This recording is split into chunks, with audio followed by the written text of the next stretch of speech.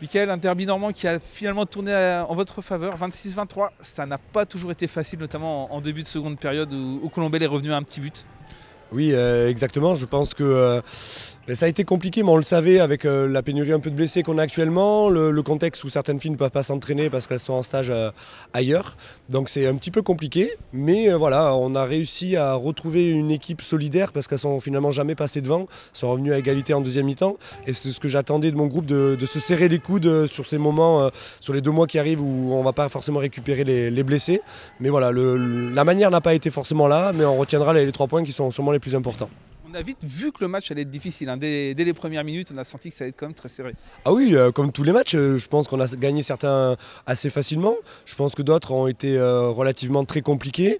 On a réussi à s'en sortir sur quasiment tous les matchs. Je dis quasiment parce qu'on a fait un match nul à Pessac. Mais voilà, il n'y a jamais forcément les mêmes buteuses qui marquent beaucoup qui marquent beaucoup de buts. On n'a pas de chip leader là-dessus, donc c'est très bien. Donc voilà, pour l'instant c'est compliqué. Ça le sera aussi dans 15 jours contre Montargis.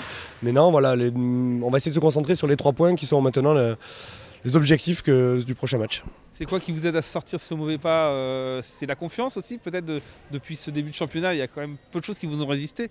Oui, c'est un peu un tout, c'est la confiance, les automatismes, le groupe. Et je le dis encore une fois, c'est vraiment une somme d'individualités qui crée ce groupe-là.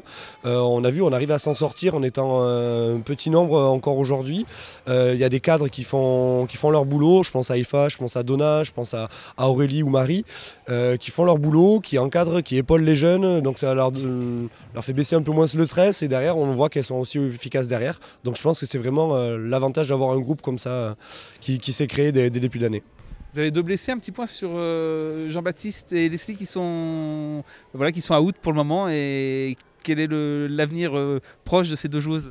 L'avenir, on croise les doigts. On sait que Fanny, c'est une rupture totale de tous les ligaments qui ont été arrachés au niveau de sa cheville. Logiquement, avec les soins de Thierry et de Greg, nos kinés, on devrait en avoir à peu près pour 2-3 mois.